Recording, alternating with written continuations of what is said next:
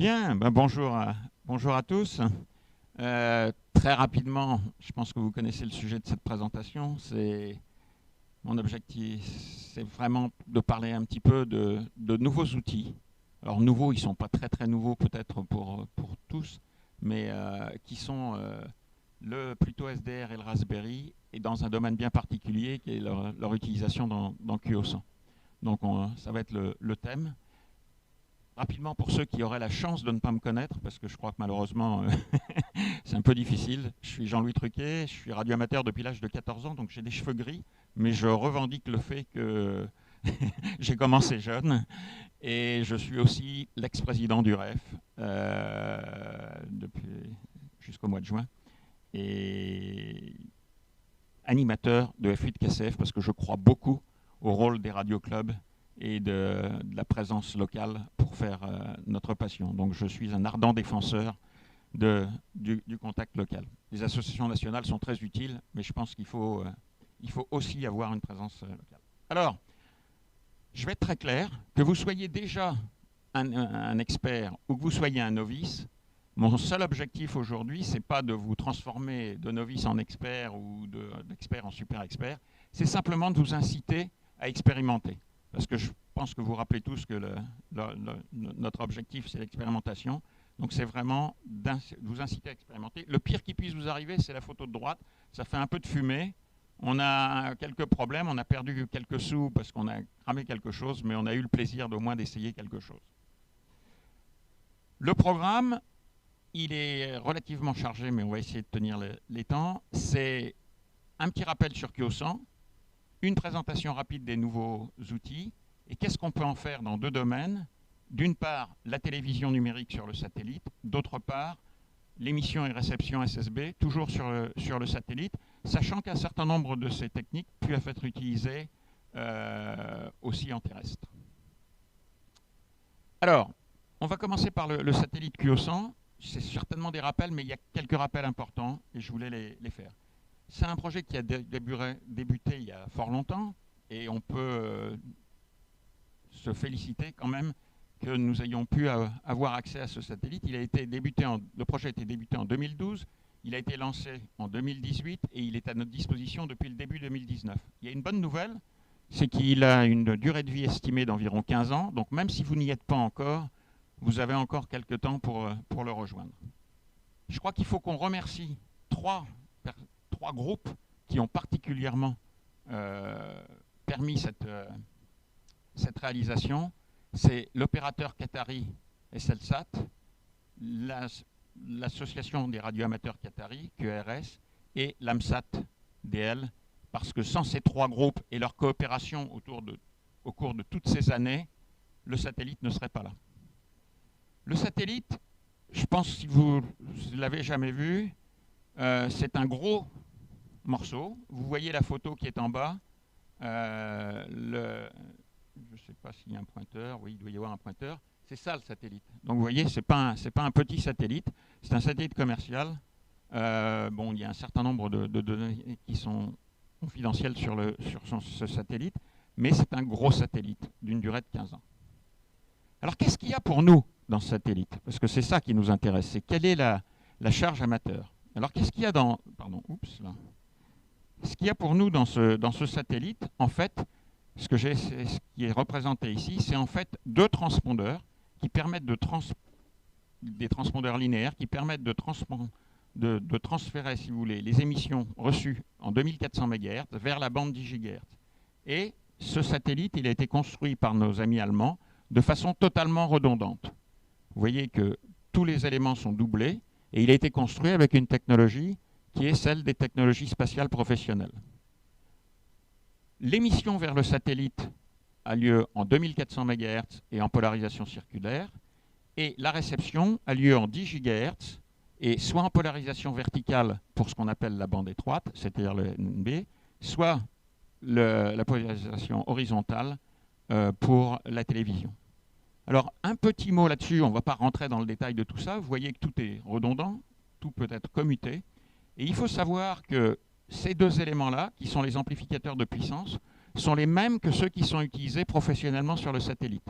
Donc ils pourraient être éventuellement, ils font partie de ce qu'on appelle un pool, et ils pourraient être éventuellement, un jour, décidés par l'opérateur d'être rapatriés dans le pool des professionnels. Et vous allez voir que ça a une importance quand je parlerai de l'ELA. Alors, bon, je sais que parfois les présidents du REF apparaissent comme des gens un peu autoritaires, mais je vais quand même demander quelque chose. Il y a eu des règles qui ont été établies sur l'utilisation de satellites.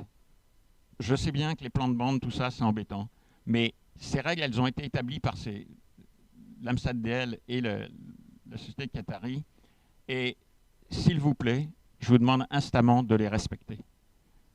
C'est pas pour vous embêter. Il y a un plan de bande. Donc le plan de bande, il est délimité par des balises qui sont à chacune des extrémités, une balise centrale, 2 balises aux extrémités. Et il est clair qu'il faut comprendre que l'utilisation de ce satellite, elle ne peut se faire en bonne intelligence que si on respecte ces segments et qu'on transmet dans ces segments en respectant les recommandations. Vous retrouvez d'ailleurs la fameuse fréquence d'urgence dont vous a parlé. Donc ça, c'est la première chose. Ce qu'il faut savoir, c'est que les balises qui sont ici ne sont pas générées au sol, ne sont pas générées au niveau du satellite, contrairement à un certain nombre d'autres satellites, mais elles sont générées depuis le sol et elles sont retransmises par le satellite. Donc même la télémétrie, les mesures qui sont envoyées ne sont pas des télémétries qui viennent du satellite directement, ce sont des mesures qui sont reçues par une station au sol et qui sont réémises par le satellite. Mon message aujourd'hui, et je sais qu'il n'est pas toujours très agréable, limitez votre puissance. Pourquoi ? Parce qu'il est extrêmement important pour la durée de vie, en particulier de ces amplificateurs de puissance, qu'elle est garantie à 15 ans, mais à condition qu'ils soient utilisés dans leur domaine de fonctionnement normal. C'est pour ça qu'il y a ce système qui s'appelle l'ELA. Alors, ce n'est pas un prénom, hein, l'ELA, c'est en allemand Système automatique de contrôle de la puissance. C'est pour ça que l'ELA est là pour protéger en fait la durée de vie des équipements.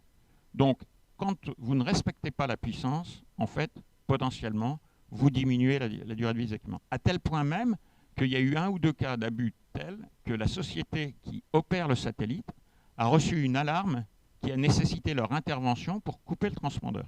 Donc ça peut aller jusque-là si vraiment on fait n'importe quoi. Donc, s'il vous plaît, respectez les là. Respectez aussi les modes tels qu'ils sont définis.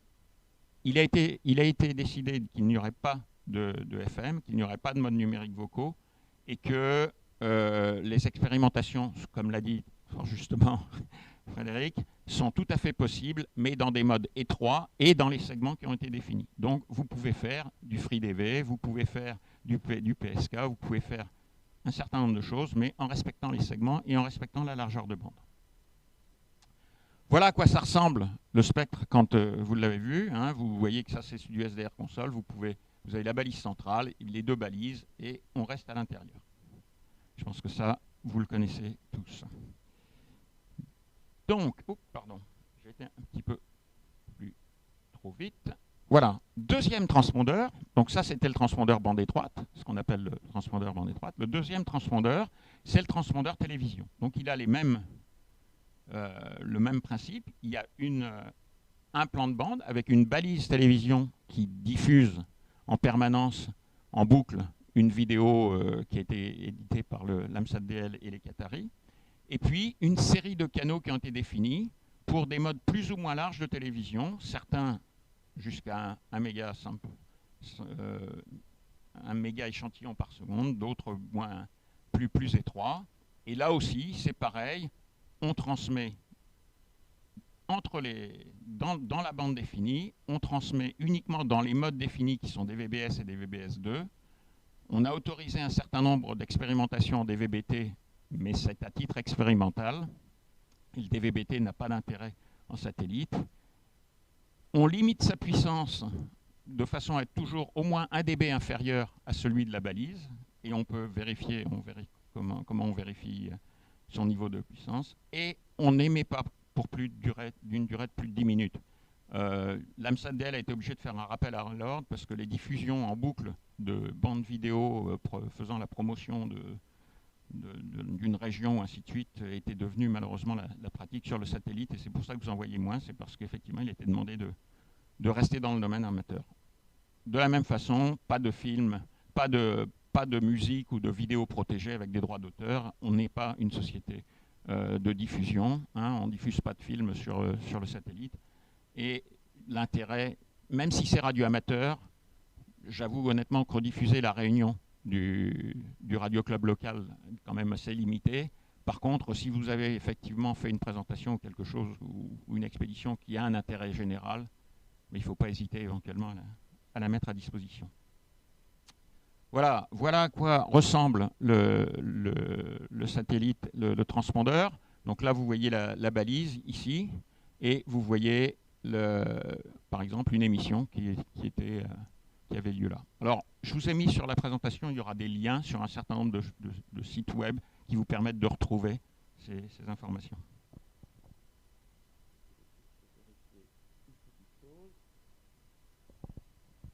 Alors, maintenant, ça c'était sur Kyosan. Maintenant, on va parler de, OK, ce beau joujou, comment on l'accède? Alors, je dois dire qu'on a une chance, c'est qu'on a deux outils quand même assez extraordinaires qui ont été mis à notre disposition, qui sont des outils qui ont principalement été créés pour le monde académique. Alors, à différents niveaux. Le premier, décidément, c'est l'ADAN Pluto, qui a été fait par Analog Device, qui est en fait un SDR, qui au départ était une plateforme d'expérimentation qui servait à, entre guillemets, à enseigner et à faire la promotion, bien sûr, des produits Analog Device, mais qui a eu un succès absolument énorme dans la communauté radio-amateur, puisqu'on l'a, entre guillemets, mis à des sauces que même Analog Device n'avait pas imaginé. À tel point d'ailleurs que si vous lisez la newsletter de la société en question, elles en ont même fait des articles, et c'est bon pour notre communauté, elles ont même fait des articles dans leur newsletter en disant « Les radioamateurs se sont appropriés cette plateforme ». Et puis la deuxième, vous en avez tous entendu parler, et elle est déjà un peu plus ancienne, c'est le Raspberry Pi, qui est un micro-ordinateur qui avait aussi pour but de permettre au plus grand nombre d'accéder. Ces deux outils-là, la communauté radioamateur s'en est totalement emparée, et on va essayer de voir un petit peu ce qu'ils sont. Alors, on ne va pas rentrer dans le détail, puis il y a des gens dans la salle qui sont beaucoup plus spécialistes que moi de ce domaine, mais en fait, vous pouvez, de façon très simple, imaginer que ce qu'il y a dans le Pluto ici, c'est un chip d'Analog Device qui est en fait un émetteur-récepteur. C'est sur un seul chip, un émetteur-récepteur qui a été, entre guillemets, entouré d'un certain nombre de chips accessoires qui sont en fait un système on chip, donc un microcontrôleur, vous pouvez le voir comme ça, de la mémoire et une interface USB. Mais ce chip, c'est en fait un émetteur-récepteur numérique et il est basé sur une puce qui s'appelle la D9363 de mémoire, qui est vendue normalement pour couvrir la bande de fréquence 325 à 3800 mégas.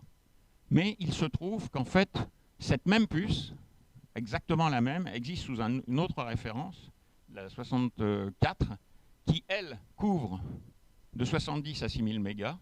Et on s'est aperçu que, bien sûr, pas en conservant toutes les caractéristiques, mais on pouvait facilement sur un Pluto l'étendre, si vous voulez, le hacker, de façon à étendre sa base. Ce qui fait que les radioamateurs utilisent en fait ce Pluto SDR en dehors, entre guillemets, de son domaine, mais ça fonctionne très bien.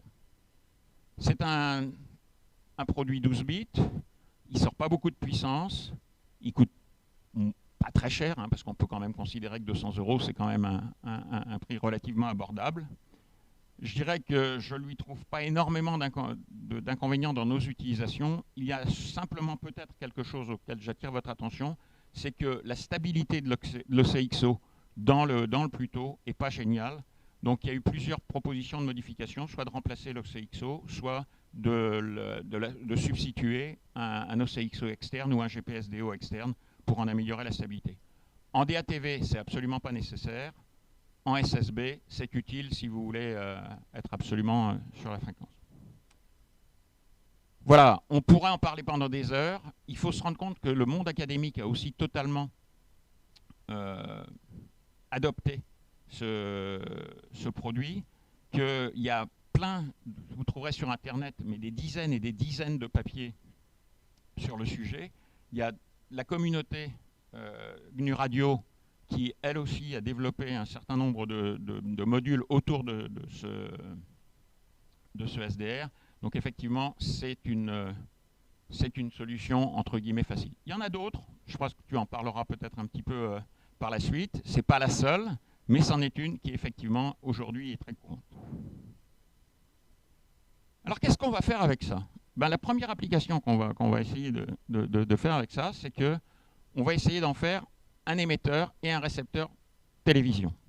Alors c'est d'abord un émetteur DATV simple, mais complet. Ensuite, couplé à un mini-tuner, il devient un récepteur et il peut même devenir un appareil de mesure. Vous allez voir. Donc en fait, en couplant un Raspberry Pi et un Pluto, vous allez obtenir ceci. Alors ce projet, il a été fait par le BATC. C'est un projet qui a été conduit sur une idée et un développement qui était celui d'Évariste F5OEO, qui est le fils de F6DZP, qui effectivement a créé le produit initial. Et nos amis anglais en ont fait le produit actuel, qui est en fait donc un Raspberry connecté à un écran tactile 7 pouces, qui peut être lui-même connecté soit à l'IMSDR, soit à une carte DATV Express, mais qui n'existe quasiment plus, soit à un Pluto. Vous pouvez aussi le relier à un mini-tuner. Donc ça, si vous voulez, ça vous fait, cette partie-là vous fait la partie émission, celle-ci vous fait la partie réception, et comme source vidéo que vous pouvez rentrer dans le Raspberry Pi, vous pouvez rentrer soit la caméra Raspberry, la petite caméra Picam qui est dessus, soit une webcam type C920, voire une source vidéo analogique habituelle par un convertisseur USB, vidéo USB.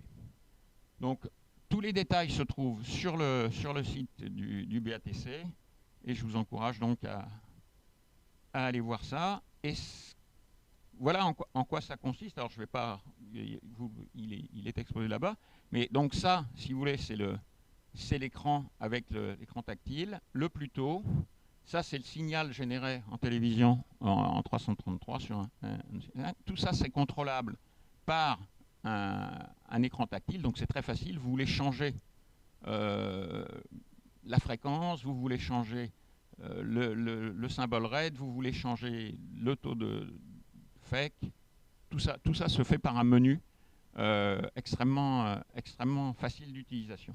Ça peut même servir de générateur. Là, c'est une petite démonstration. Vous voyez, il y a un petit logiciel qui permet de l'utiliser comme un générateur entre 100 mégas et 5 gigas. Et là, vous l'utilisez. Alors évidemment, ce n'est pas un HP et vous allez voir, vous voyez bien que le bruit de phase, mais enfin, on est à moins 65, moins 70 dB. Donc pour faire un test, il y a beaucoup de choses. Ça peut servir couplé à un mini-tuner à la réception de la télévision. Et ça a une fonctionnalité très intéressante pour pointer les antennes, c'est qu'il y a un mesureur de MER qui est très facile d'utilisation et qui vous permet de caler. Et tout ça, ça peut être alimenté avec une petite batterie. Vous pouvez vous mettre à côté de la parabole et régler votre parabole. Donc, si vous voulez le construire, un Raspberry Pi 4, un écran 7 pouces, la version officielle. Je ne vous cache pas que le logiciel est assez sensible de ce point de vue-là. Donc, malheureusement, les écrans Raspberry chinois pas chers ne fonctionnent pas. Une alimentation 5 volts de qualité, une carte SD aussi de bonne qualité, une webcam, le module Madame Pluto, et là vous avez déjà de l'émission à bas niveau. Après vous mettez une chaîne d'amplification, alors un petit amplificateur 1 watt par exemple du REF, vous sortez environ 700 milliwatts en télévision, et puis ensuite un ampli d'un peu plus gros niveau, en général de la récupération de PA UMTS. Une antenne, et là on va en parler rapidement quand même des antennes. Attention, en télévision, c'est beaucoup moins tolérant que sur la partie narrowband et SSB. En dessous de 85 cm, 80-85 cm à la réception, vous recevrez la balise, mais vous aurez du mal à recevoir des stations un petit peu plus faibles. Donc, je recommande, alors moi j'avoue que ça c'est l'installation qui est chez moi, c'est une 1,50 m, c'est peut-être un petit peu luxueux, mais je dirais entre 90 et 1,20 m en télévision, c'est je dirais le- la dimension optimum. Voilà, donc tout ça c'est assez facilement disponible et à un coût relativement modéré. Bon, quand, alors, le plus cher bien sûr c'est le PA si vous n'arrivez pas à le récupérer par un ami qui a accès à des sources. Le logiciel, il est facile à trouver. Vous allez sur le wiki du BATC. Si vous n'êtes pas familier avec le Raspberry et que vous avez besoin d'un petit peu d'aide, il y a plein de tutoriaux sur le web pour vous apprendre à vous servir d'un Raspberry, dont ceux de la bibliothèque numérique du REF, qui ont été écrits par notre ami Anthony F4GOH, dont on a déjà parlé, et qui vous aideront à démarrer. On a fait des flipbooks qui vous permettent effectivement assez rapidement de vous mettre le pied à l'étrier. Et franchement, je sais que bon, ça paraît de l'informatique, ça paraît un peu compliqué, mais c'est très accessible et à un coût raisonnable.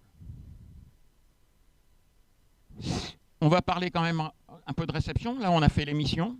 La réception, c'est aussi très simple. Comme vous le savez, 6DZP, Jean-Pierre a créé le mini-tuner. Lucien F1TE en a créé un kit qui est en vente au REF. Vous l'interfacez, vous le connectez en USB avec le Raspberry Pi et le logiciel Portsdown, et ça devient un récepteur DATV tout à fait exploitable. Donc vous voyez que, et ça fera un petit peu le lien avec ce qu'expliquait Frédéric, on peut avec des moyens relativement simples expérimenter dans des modes qui sont un petit peu nouveaux.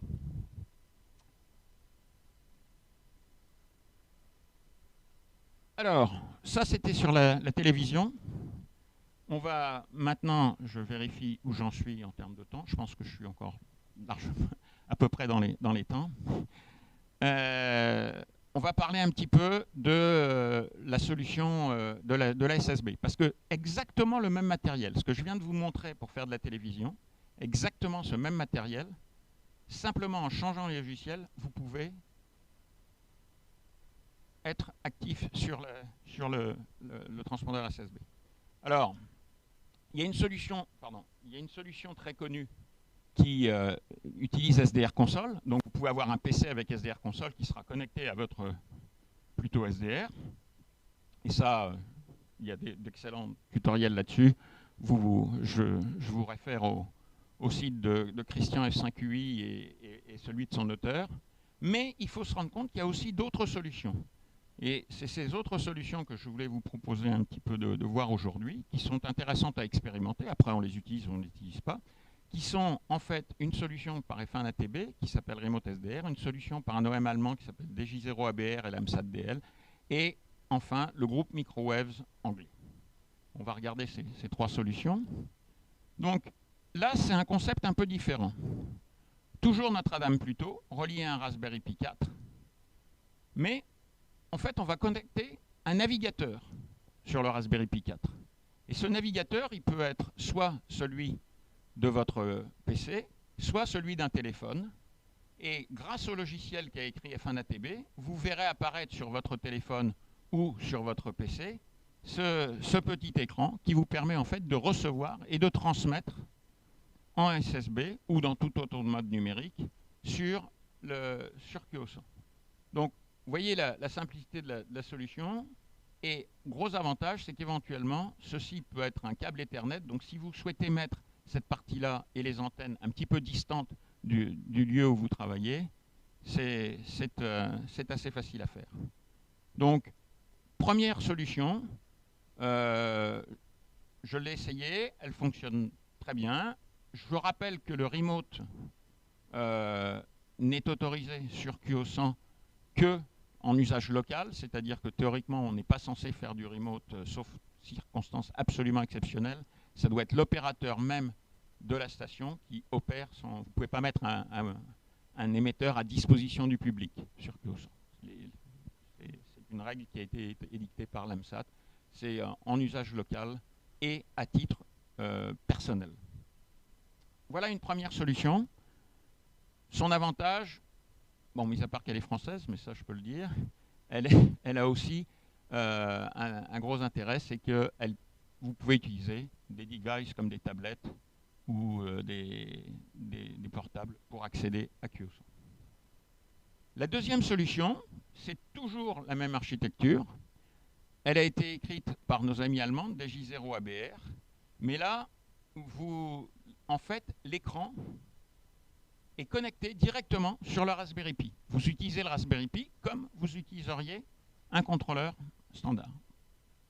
Donc là, vous êtes connecté à la dame Pluto et vous avez un écran qui ressemble furieusement à celui-là.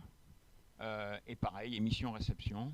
Et en fait, vous remplacez, si vous voulez, vous pouvez voir ceci comme étant le remplacement d'un PC avec SDR console par un Raspberry Pi 4 qui tourne le logiciel de DJ0 ABR.